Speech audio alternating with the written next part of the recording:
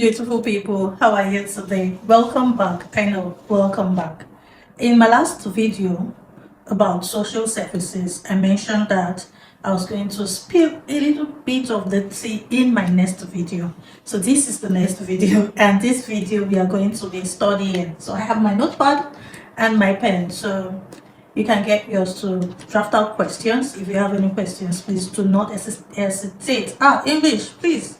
If you have any questions, please do not hesitate to send them my way, and I'll be glad to answer them. By profession or by occupation, so to say, I've been a social worker for over half a decade now. Yes, social worker. So I get that a lot when people ask me what I do and I say I'm a social worker. So I always get this surprise look. Social worker, really? You guys are in Nigeria, you do that? What do you do? How do you do it? What's the practice like? So I get a lot of questions. I think it's time for me to share a bit about what we do. So social workers, the first thing that comes to your mind is social worker. What do they do? In simple terms, I would say we are solution providers. That is what we actually do. We provide solution to social problems. We attend to the vulnerable. Everyone vulnerable, we attend to them. So vulnerable people can be categorized into indigent, destitute, the abandoned, the poor. And when I say indigent and destitute, they may be similar. Of course, they are both vulnerable, but they are not the same. A destitute person or patient do not have relatives to take care of them or to run around for them or to be there for them. But an indigent patient or client has relatives that are there for them, that could help them navigate that particular situation they are in. So they are both vulnerable, they are both poor, in quotes. So that's like the difference between a destitute and an indigent. In the course of this video, you'll be learning what social workers do in Lagos State. And let me say this for a fact. Social services in Lagos State is at the forefront of social services. In fact, the Lagos State government actually created a whole ministry for social services. So we have the Ministry of Youth and Social Development, which I have been privileged to work at recently. So we do a lot. Today, I'm going to be sharing with you 5 core principles of social work as stated by the father of social work, Reverend Felix. Yes, we have a father. He's a priest. His name is Reverend Felix, and we call him the father of social work. So I'm going to be sharing the 5 core principles alongside the services we provide, more like our job description, what we do. So stay tuned. My name is Adekweju Balogunwawe. You know, I always tell you, my friends call me PJ. I would like you to call me Fabulous. You know, that's the name that describes me best. I am simply fabulous. So let's go straight into it. A recap of what social work is. We are solution providers. That's the brief explanation of what we do. We are humanitarians. We help the vulnerable. All social workers are counselors, but not all counselors are social workers.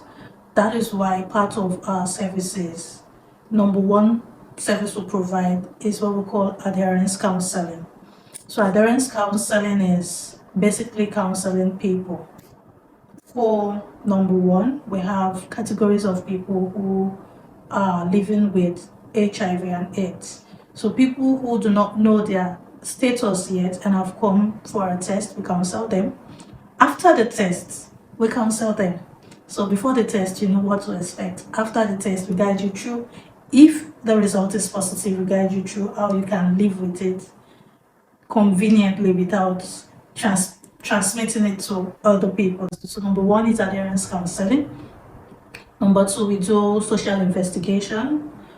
Social investigation is basically when an issue or a case, as it may be, has been brought to our notice and we have to investigate it. So aside what you've told us, we go into the area or wherever it is the scenario happened, we go there to investigate. That's what we do in social investigation. We do psychosocial assessment. Psychosocial assessment is basically assessing your client's psychology or psychological state at that period of interview. So there are a lot of things we look out for. In fact, at a first glance, and at the first few minutes of speaking with a client or a patient, a social worker already know what category or can tell what category of patient this person or this client is likely to fall under. Then we do grief counseling also. Grief counseling is for those that have recently lost their loved ones. We counsel them and go through that grief process. And in social services, we document. We always have our pen and our notepad. You document everything. You document the body language. You document the words that are spoken and the unspoken words. You document the physical structure. You document everything usual and unusual you noticed. So we used to say that work not documented is work not done. So if you do not document it, it's as good as you didn't do it. So we document a lot. That's why you see me, I write a lot. So let's get quickly into the 5 core principles. We have more than 5, but I'm going to be sharing just 5 principles from Reverend Felix, who is the father of social work. Number 1, my notepad, is confidentiality. The name already explains what confidentiality is. Confidentiality is you shushing. You're not supposed to divulge the information of your client or patient, as the case may be, to a third party, except of course the person is your colleague who you're both working on the case together.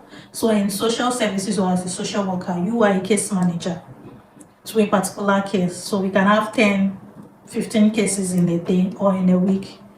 One person has to be assigned to each for proper flow of intervention.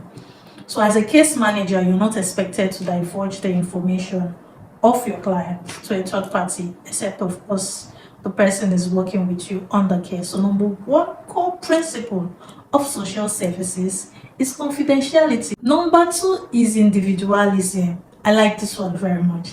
Individualism simply means that you treat everyone uniquely according to their case and to their problems in quote, or according to whatever it is they come to you for. So you may have similar case. In fact, we've had similar cases. If it is abuse, rape, of course, rape victim.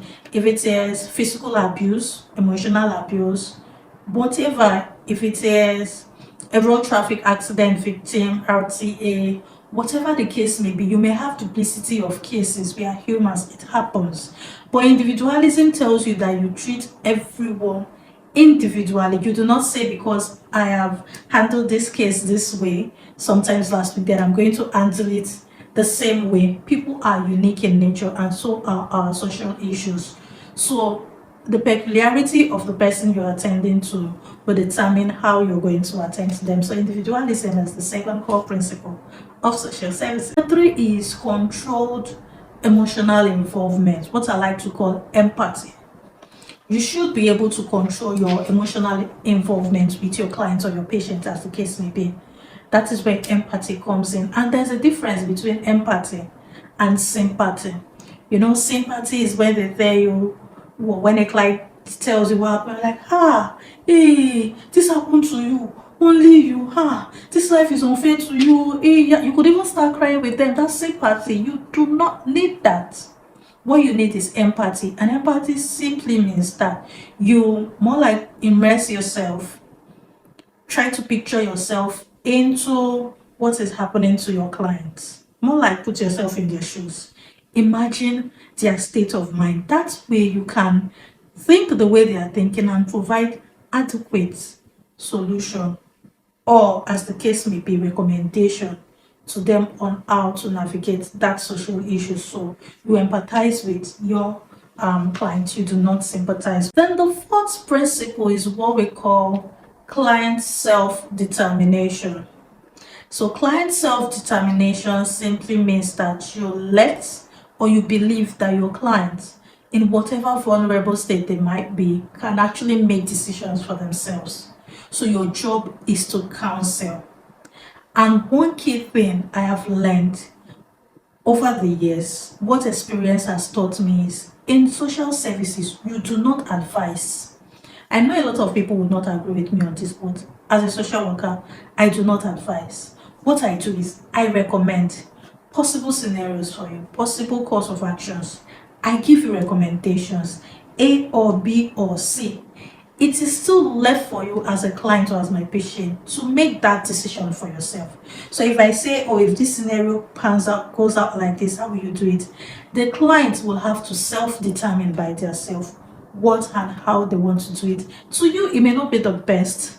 To them, it is the best because they know what they're experiencing and they know how best to come out of it. So client self-determination is the fourth principle of social work. Number 5 is non-judgmental attitude.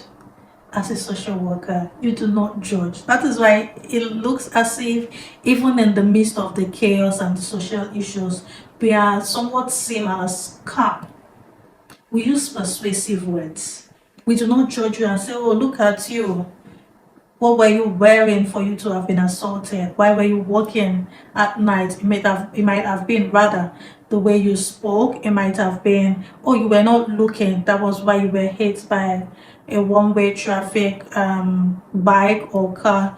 You do not judge. Even your countenance they should not be able to tell what you think by your countenance. The only thing they should see from you is someone who listens or who is listening. So you do not judge whatsoever and say, oh, it might have been your fault. Maybe if you had not done this, it wouldn't have happened this way. Maybe if you had done this, maybe if you had done that. That is why we do not advise with counsel. So non-judgmental attitude is the 5th principle of social work. And I would like to say this, that all principles are equally important. None is more important than the other. Truth be told, I really love being a humanitarian because it helps me see people for being human, and every human has dignity regardless, irrespective of whatever social status they are at that moment. And it gives me joy to see that people can be open enough to talk to you and to want to find solutions. And the joy of social services is finding lasting solutions to social problems. And when you find these solutions and people come back to give you their testimonies, people come back to say, oh, you do not remember me, I am so and so, I came to you on so date, you assisted me with this. So you're like, oh, how are you? You cannot remember how your case file is as large as this, but it gives you so much joy to know that you're actually doing a whole lot for humanity. As much as you know you're getting paid for your job, there is actually this satisfaction I get doing my job. I really hope that a lot of people get into social services and actually find fulfillment in helping people. So if you have any question regarding social services, please shoot. So don't forget to subscribe. Subscribe, like, comment, share. My name remains Adepeju Balogun. Please live the life. Viva la vida.